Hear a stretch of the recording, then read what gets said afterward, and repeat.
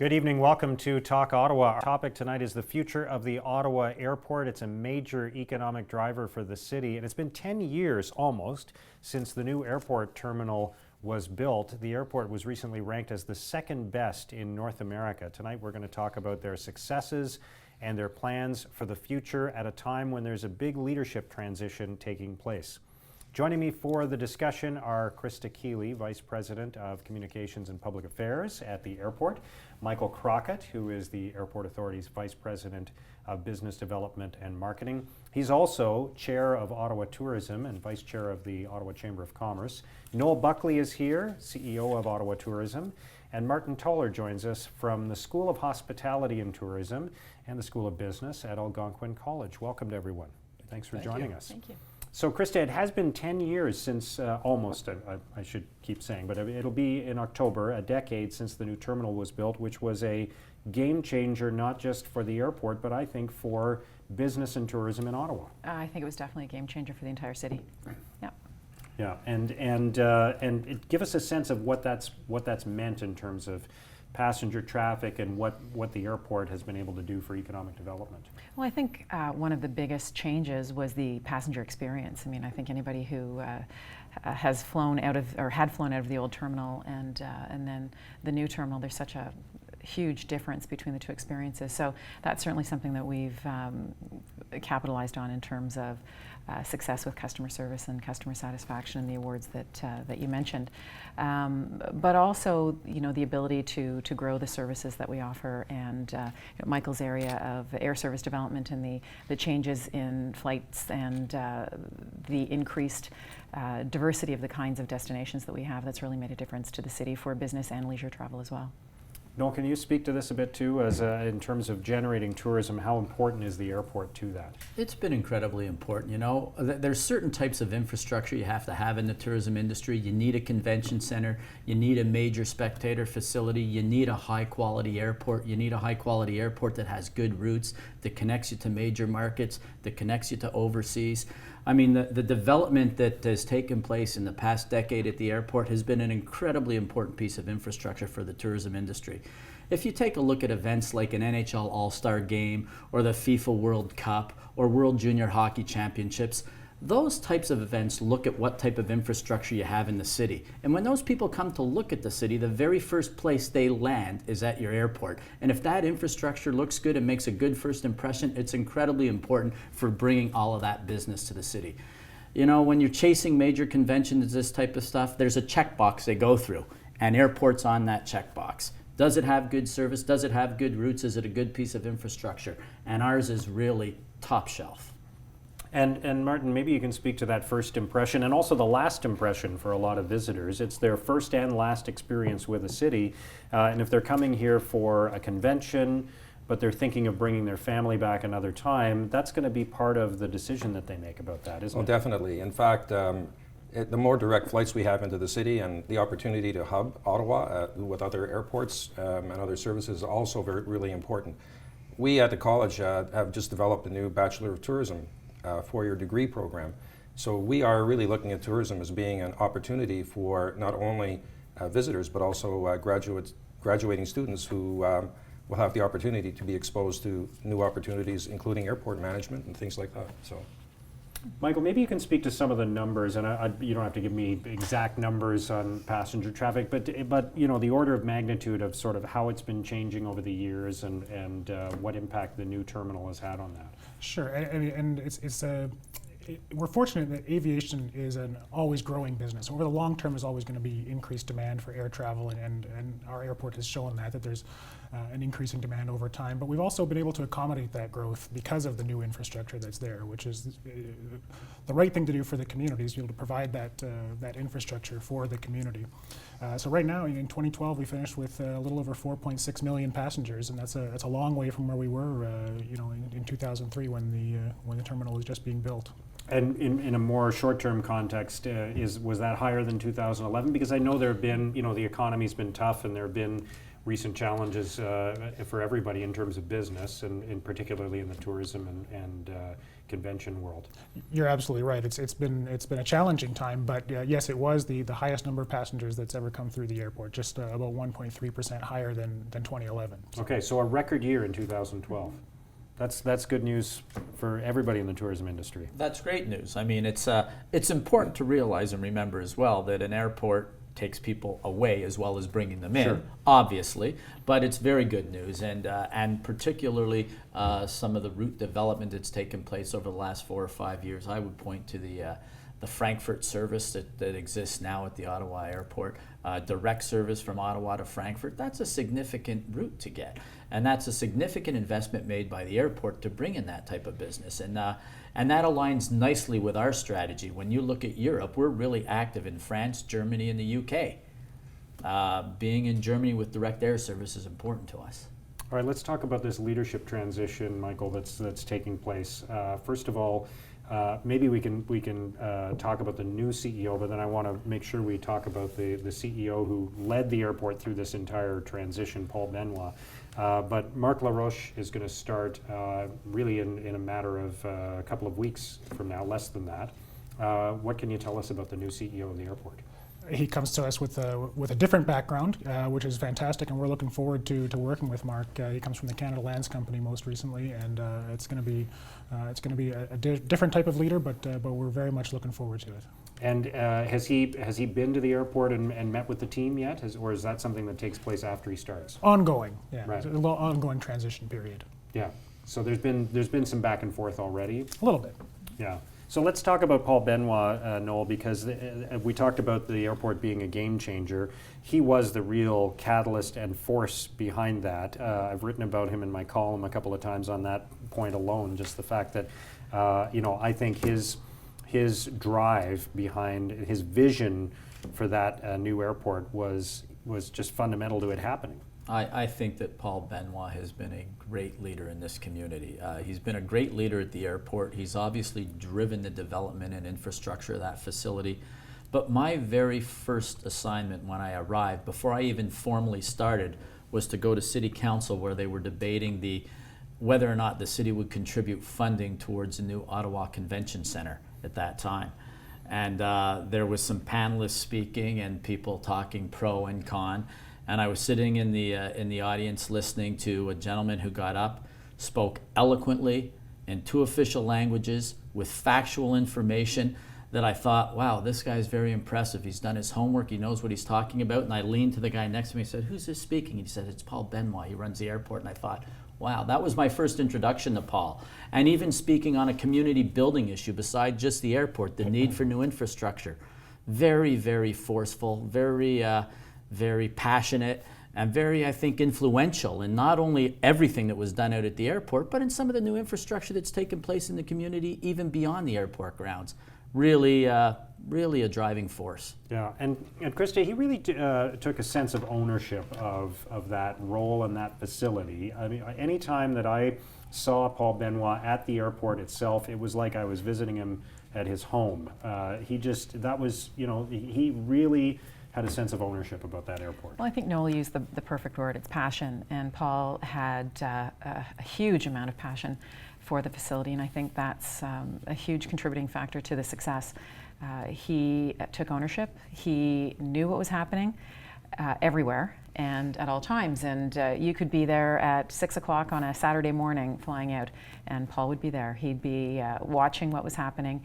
He had an intimate knowledge of basically every aspect of the operation, and I think that really said a lot for our organization and for the facility itself. All right, we'll talk about where the airport is going next when we come back. We'll be right back on Talk Ottawa.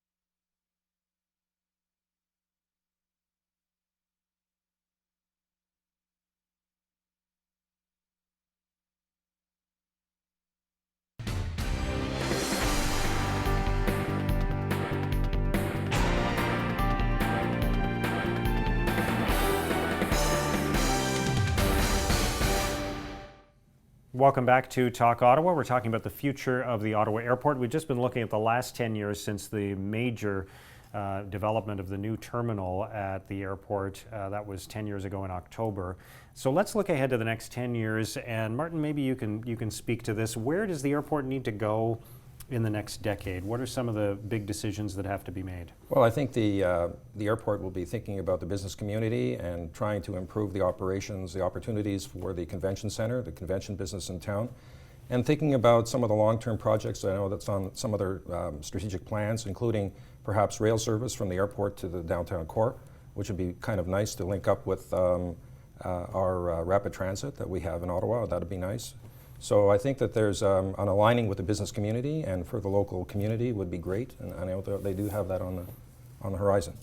Yeah, and right now there aren't any plans to bring light rail out to the airport. Is that something that's on the horizon down the road? Is there the chance that we could be looking at that later on? We've always had light rail figured into our plans, and we can certainly accommodate it. We're prepared to accommodate it, and we've been quite vocal about supporting it. So, I think it's up to the city at this point to decide what happens, but we're certainly there for them. Yeah, but it's not part of the current focus, which is east-west, right? I believe it's a spur. The last information I have is it's a spur coming into the airport. Yeah, the current east-west plan does not include any Yeah. connection to the airport. That's correct. Right. Noel, where do you see, what's the requirement for the tourism industry going forward? What would you like to see happening at the airport? Well, I think that obviously connectivity to downtown through light rail would be critical. I think the big challenge for not only this destination but many others, and not only for this airport, is continuing to develop routes. Clearly there are markets that we are interested in as a destination that require that if you have better air service, you have more success. People, when they're coming to a destination, particularly for conventions but also for leisure, the easier it is to get to the destination by air, the much more likely they are to come. So if you have direct service, it's better than having one-stop service, which is dramatically better than having two-stop service.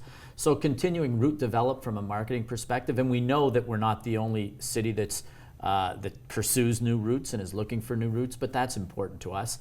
And I think not only looking at the light rail transit from downtown to the airport, but looking at the intermodal transit from city to city, and how can we improve upon that, and how can we make sure that people arriving by trains or arriving by planes or arriving on Greyhound buses are hooking up with our local transportation system and moving around the whole metro area in one sort of easy, cohesive manner. All of that's, I think, important in the very, very long term.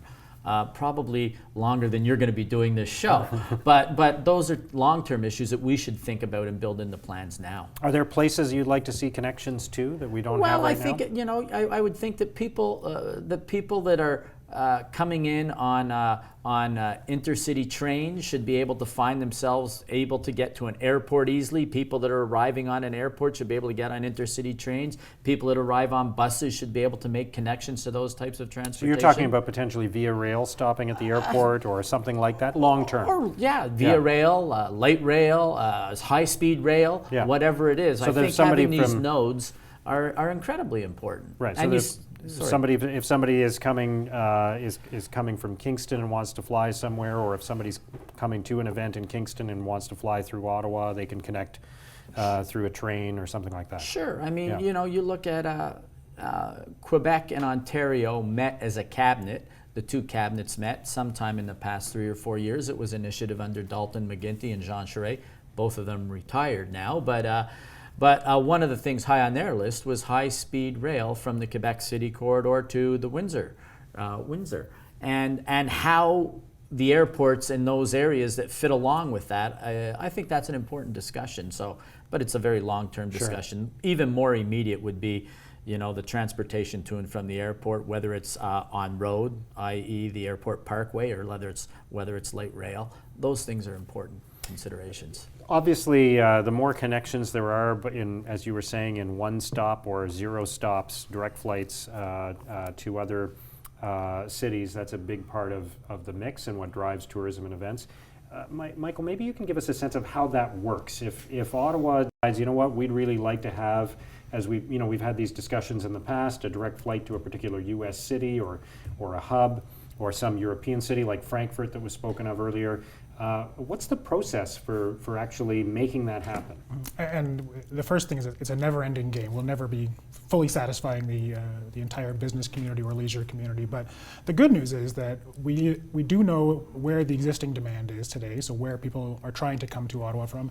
And we also know, for the most part, which places are important to our community partners like Ottawa Tourism, like the Chamber of Commerce, like Invest Ottawa. We know the initiatives that they've got underway to try and to grow the businesses with different parts of the world. So we're able to put together, for instance, the business case with the data that we have, and back that up with support and help from our local community partners, and present those business cases to the appropriate airlines. And they've got assets that they've got to deploy, but they're also beholden to their shareholders in terms of trying to find the most profitable place to deploy their aircraft. And so we've got to make the case that this is a profitable place, and the community will support it. And when that happens, and when we do successfully attract somebody and the community does support it, you can see what happens with, as Noel said, the flight from Frankfurt has been very successful, has brought in new tourists, has enabled new business connections, and it's been very good for the community. But in some cases, there have been new routes that have been established, and then there's always the risk that if the community doesn't support it, in other words, if there aren't enough people using it, then the airline's going to say, well, we'll redeploy that plane somewhere else, right? Absolutely right. If there's an opportunity for them to make money or make more money in a different location within their network, they're obligated to do that. So yes, it is important for this community, for any community, to support the air connections that it has. Is there anything on the horizon, any routes that you're working on that you can talk about? We're working on every route. What are the logical ones? As you've seen, there's a lot of industry consolidation is taking place right now as well. So there's fewer and fewer airlines out there. But if you're talking about Canadian airlines, there are a few destinations within Canada where there is market demand to try and attract one of our existing carriers to serve that route. And there's a few of the U.S. hubs that we don't have service to today that there's a strong business case to make service viable to them. And we also know that there's enough passengers still leaving this community every day to support another flight internationally as well. Right. And is there a challenge in that I get the sense that in recent years there has been in the airline industry, along with the consolidation, there's been more of an emphasis on hubs, and that, for example, there's more of an effort, I think, on the part of the airlines for their business model to try to fly everybody through Toronto, for example, if they're going to be anywhere in Eastern Canada. Is that one of the pressures that you have to contend with? Yes and no. I mean, yes, it is. All three of the Canadian carriers that serve Ottawa, Toronto, so Porter, Air Canada, and WestJet. That's an important part of their business.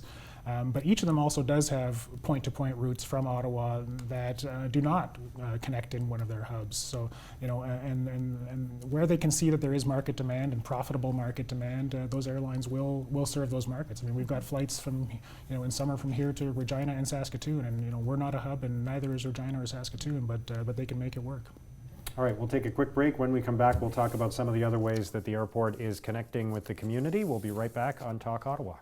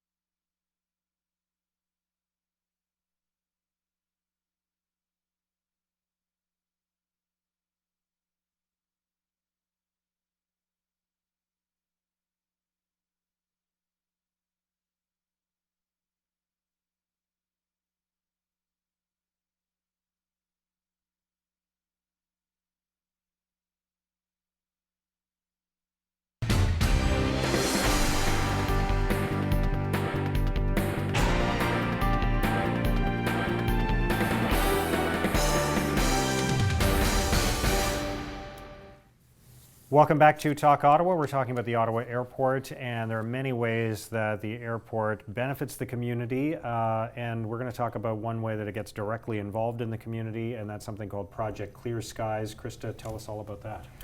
Project Clear Skies is something that the Airport Authority created to mark the first anniversary of the new terminal. So in 2004, under Paul Benoit's leadership, this program was launched, and it's a community giving program that provides funding for projects.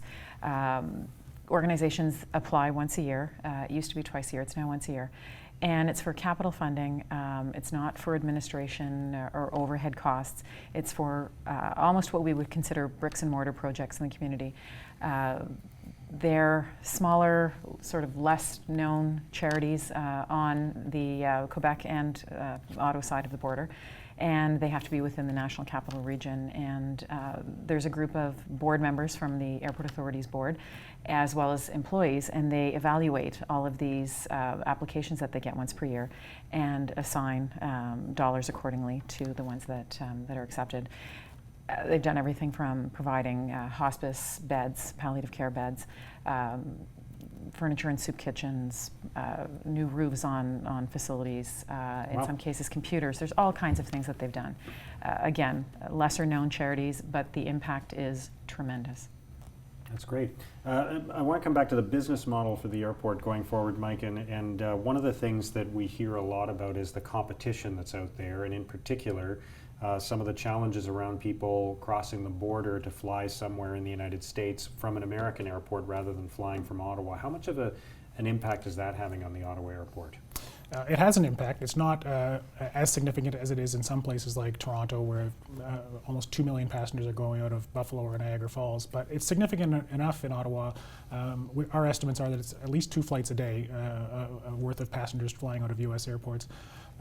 The underlying reasons for it are a structural cost difference between the Canadian aviation system and the U.S. aviation system. And what is the difference? Is it tax related? Is it something else? It's partly tax related. It's partly just the inherent costs to the system in Canada. Whereas in the U.S., the federal government tends to invest in their aviation system and infrastructure. In Canada, it is a much more heavily taxed environment. So it does make a big difference in terms of the overall cost to the consumer at the end of the day. So it costs more to run a flight out of Ottawa than it does out of an American city? It's not quite an apples to apples comparison always, but usually the costs of operating in Canada are higher than they are operating in the U.S. And obviously that gets passed on in every ticket price. Indeed. Yeah. Martin, what else can we be doing to drive tourism in Ottawa? Because we depend on that industry, and we always have. It's been a big industry, but of course, even more so as we see the changing economy in Ottawa away from an emphasis on federal government sometimes. Well, the importance of the convention business, I think, can't be understated, because we do have one of the finest facilities in Canada here in Ottawa, and widely not understood, I think a surprise to a lot of people who have never taken a tour of it. One of the finest facilities in Canada.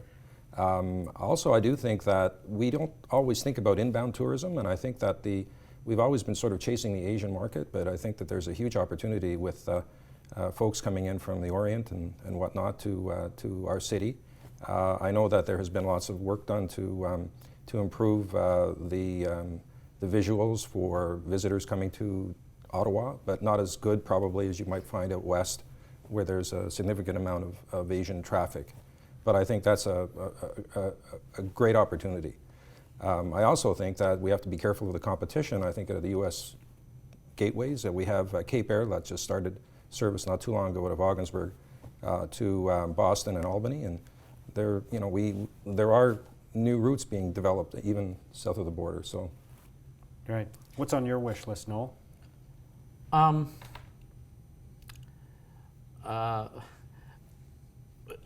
Marketing it's really dollars driven. Right. And having the amount of infrastructure, the amount of year after year sustainable infrastructure to do that job, it's expensive. It doesn't matter if you're chasing conventions, which need to be incented, or chasing sporting events, they need to be incented. Going after leisure travelers is extremely expensive to do. So I think that those are high on my wish list. In terms of talking about some of the signage, etc., I think that from a destination development perspective, we can improve in terms of providing a visitor experience with perhaps better information services, better wayfinding programs, etc. locally. But the challenge is significant in terms of the competition, and it's expensive to get some of this business. Right. And Michael, in your capacity as chair of Ottawa Tourism, not just in your role as the airport, what else would you like to see happen in tourism in Ottawa in the years ahead? Well, I think, Noel and Martin have both touched on the issue of alignment, and I think that's an important one, to make sure that the resources that we do have for marketing and for destination development are being used in the most efficient way possible, targeted at the objectives that have the highest likelihood of success and the greatest impact in the community. And whether that's conventions, and we put a lot of effort into conventions in this community, and that's very important. That brings a lot of new business here. But as Noel said, it's that sustained effort in all of those markets that's really going to lead us to success in this community. All right. Thank you all for joining us. Great discussion. Thank you. Thank you. And good luck to the airport in the years ahead. Hope it's another record year in 2013. Thanks for watching. We'll see you next time on Talk Ottawa. Good night.